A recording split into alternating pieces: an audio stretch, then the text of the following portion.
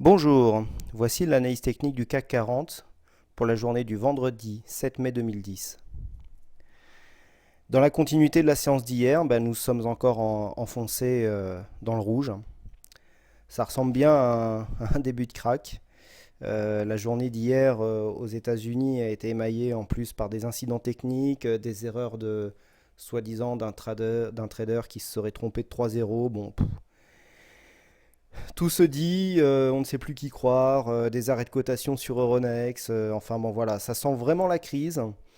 Techniquement, rien à dire. La seule chose que l'on peut signaler aujourd'hui, c'est que nous avons un plus bas hier à 3541, un plus haut aujourd'hui à 3556. Donc on a ouvert sur un fort gap, par contre, hein.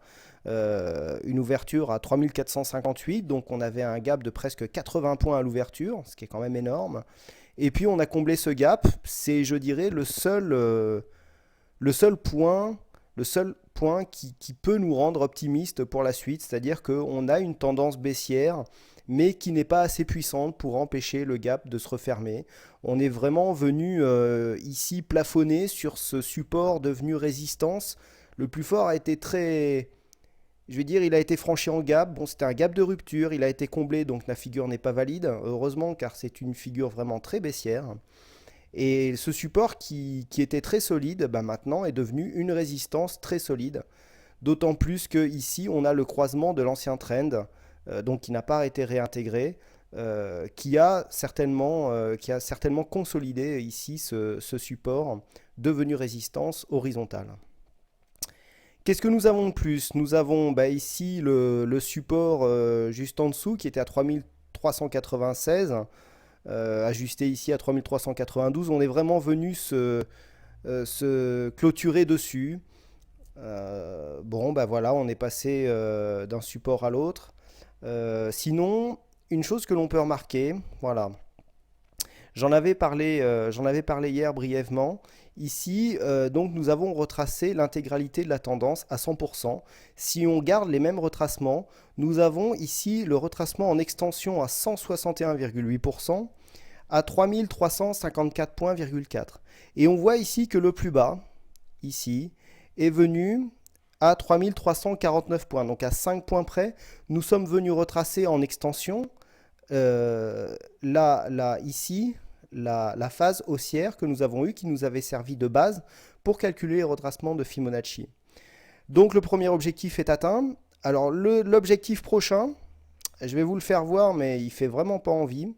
Voilà, ici, on est obligé de vraiment s'éloigner. On a un retracement à 261,8% qui nous emmènerait à 2900 points. Alors c'est vraiment très bas.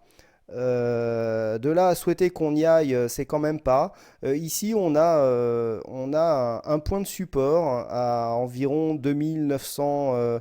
On a un plus bas ici à 2957. Bon, 2960 points, il faudra ajuster ça avec les versements de dividendes.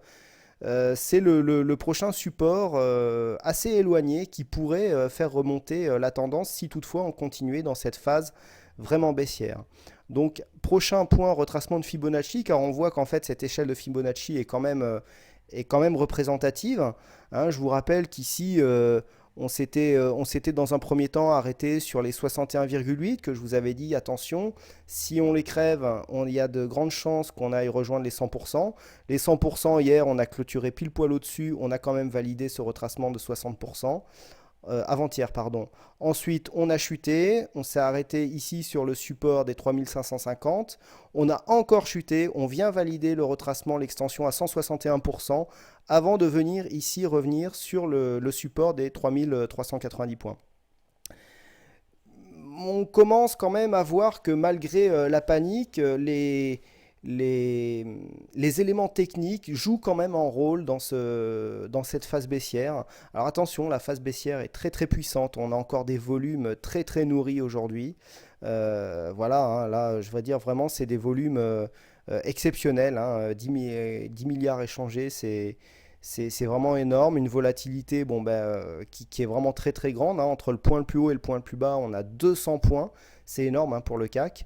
Voilà, après des indicateurs en survente, mais ça c'est normal parce qu'on est en phase, on est en phase de quasiment de crack, hein. Si on passe en données hebdomadaires, Bon, ben voilà ce que ça nous donne.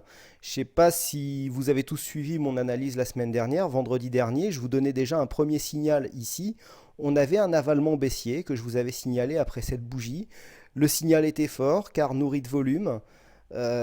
C'était pour moi un premier signal de baisse. Et ben, la bougie qui suit euh, vient en fait valider cet avalement. Et donc on crève ici facilement les 3550 qui était aussi un support hebdomadaire, hein, on le voit bien ici. Hein, si on élargit un peu la vue, ben voilà, ce support était aussi visible en hebdomadaire. On voit ici qu'on vient clôturer, hein, c'était ici, on avait eu un support qui avait servi ici d'impulsion haussière. Mais ce support a joué encore une fois là. Et puis le prochain support, vous voyez, il est là, hein, de 1970, 2960, 70, bon c'est à peu près ce qu'on avait dit. Donc il faut faire attention, hein. Là, on est vraiment dans une phase où, en plus, nourri par la panique un peu des investisseurs, hein, donc les mouvements sont un peu erratiques. C'est très compliqué de trader dans ces conditions. Personnellement, j'ai vendu tous mes BX4 avant la clôture pour éviter un rebond nourri par des bonnes nouvelles. Je pense que les gouvernements vont réagir dans le week-end. C'est pas bon, là on sort un peu de l'analyse technique, mais c'est vraiment une pure conviction. Faut faire attention car un mouvement de hausse pourrait aller maintenant très très vite aussi, hein. Il faut savoir que j'entends beaucoup dire que des mouvements haussiers sont beaucoup moins virulents. Là, ce qu'il faut penser, c'est que sur cette phase, beaucoup d'investisseurs se sont placés en short, hein, comme on dit, donc c'est-à-dire ont vendu l'indice. Si ça commence à repartir à la hausse, tout le monde va vouloir se racheter et on peut avoir un mouvement haussier tout aussi puissant. Donc il faut faire très attention. Là, on a une volatilité extrême, notamment pour ceux qui interviennent avec des effets de levier. Attention à ne pas faire n'importe quoi parce qu'on peut vite se retrouver en culotte courte, hein. Donc voilà ce que l'on peut dire sur cette tendance. Donc au niveau des zones de support et de résistance, je vous les ai données. Au niveau des indicateurs, bon ben voilà, RSI à 21, un stochastique à 4, c'est vraiment très faible. Des gros volumes. Donc là, on est vraiment en phase. On est en début de crack, hein. C'est vraiment, faut pas avoir peur de le dire, hein. Si je repasse en données hebdo, là, si je me place sur la bougie, bah, le chiffre, voilà, il est sans appel, hein. Moins 11% sur une semaine, c'est énorme. Donc attention, parce que là, ça risque de partir dans tous les sens.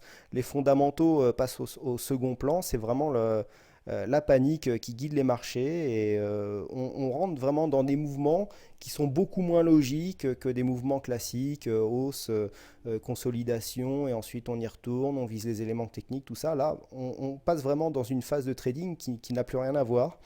Donc il faut faire très attention de ne pas, de pas garder les habitudes de trading dans des conditions normales, car là on n'est plus du tout en conditions normales, hein. Volatilité accrue, volume très fort. Voilà, donc beaucoup de prudence sur ce genre de mouvement. Voilà. J'espère que vous êtes satisfait de ces analyses. Merci encore pour votre fidélité. Vos visites sont de plus en plus nombreuses. Vous êtes aussi nombreux à vous inscrire sur le compte Twitter, hein, pour être prévenu lors des mises à jour des vidéos en direct. Vous pouvez toujours bien sûr poser vos questions sur le chat du site. Moi-même ou des membres bien éclairés tenteront d'y répondre. Il y a beaucoup d'échanges, hein, sur ce chat. Je vous invite à venir y participer. Merci à tous pour votre participation active.